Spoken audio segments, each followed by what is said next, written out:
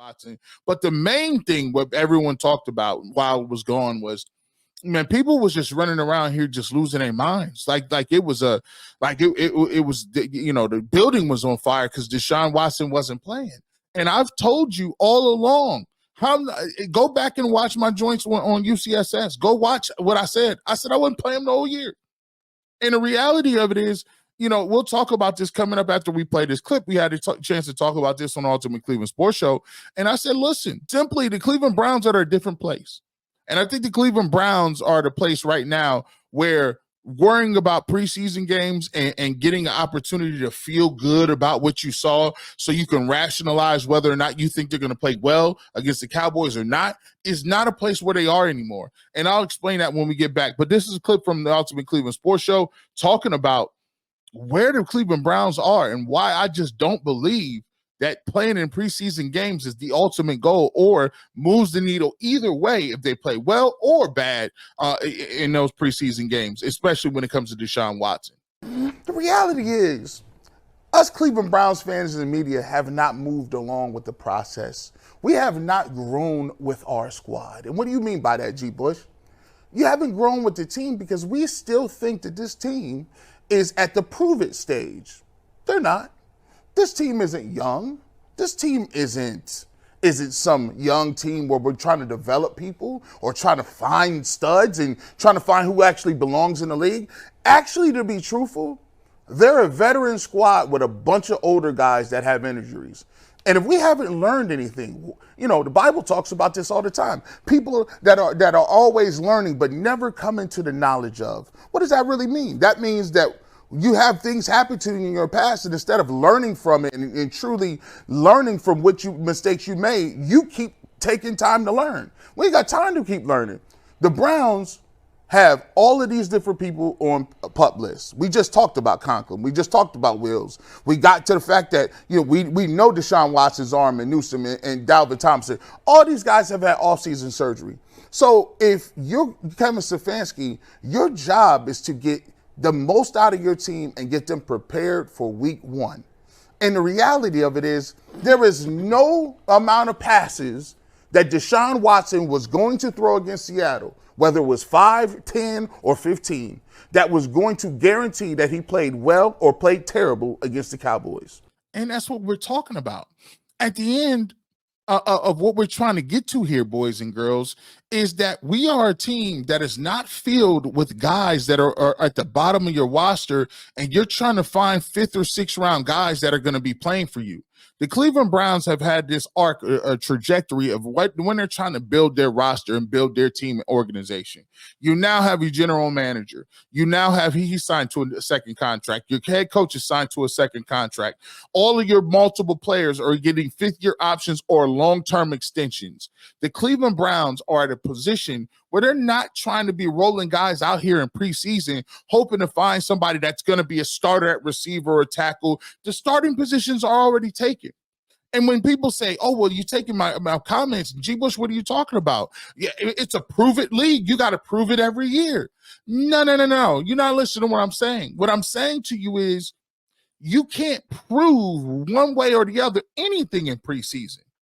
That's not where you prove yourself. You prove yourself in the regular season and the playoffs. And to get to the regular season and to get to the playoffs, ultimately, you need healthy, solid players that can contribute and not backup guys off the street. What good does it have? What good does it do you to make the playoffs like the Browns did last year and be down to their 5th quarterback or their 6th tackle? 2 backup tackles. You don't got defensive tackles. Your whole secondary is banged up. Your number 1 receiver, Amari Cooper, is dinged up.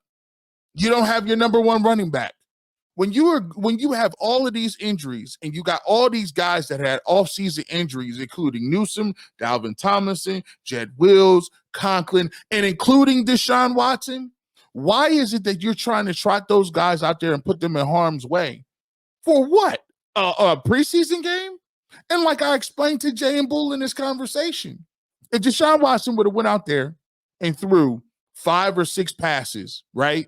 And he was 5 of 6 for 89 yards and a touchdown. Do you think those sample size, that number is going to affect him in any way, shape, or form? when it comes to playing well against the Cowboys? No, that was 6 weeks ago. If he would have played last week, he would have had a whole nother 2 weeks game planning specifically for the Cowboys, game planning exactly what they want to run, how they want to run it. Whatever he would have did in that game did not matter one way or the other. If he would have went 0 for 5 or 0 for 7 in an interception, he was still going to be the starting quarterback. And guess what? He was still going to have the game plan for the Cowboys. The reality of it is these games aren't for them. They're not for the Browns players and the coaching staff. You know what it's for? It's to make money. It's to go out there and to sell preseason tickets. And it's also to get the media to talk about the game 24 hours, 7 days a week, and having preseason games to make money. That is what the league is great at. But those reps that they're getting in the scheme of things is not meaning anything to them. And so when Kevin Stefanski says, hey, man, I'm not taking no chances. I ain't gonna do it. I'm not gonna take no chances. My goal is to get him to be in the first game, ready to go, locked in and healthy and ready to get this season started. We're not doing all the rest of this stuff. And at the end of the day, you guys are gonna have to pick a side. And right now we 2 weeks in. You're gonna have to pick a side. I put that on the thumbnail because I have Kevin Stefanski, I have Deshaun Watson, and I also have Kevin and Andrew Berry. And the reason why I put them on there is because you guys are going to have to choose. They are lockstep in them picking Deshaun Watson.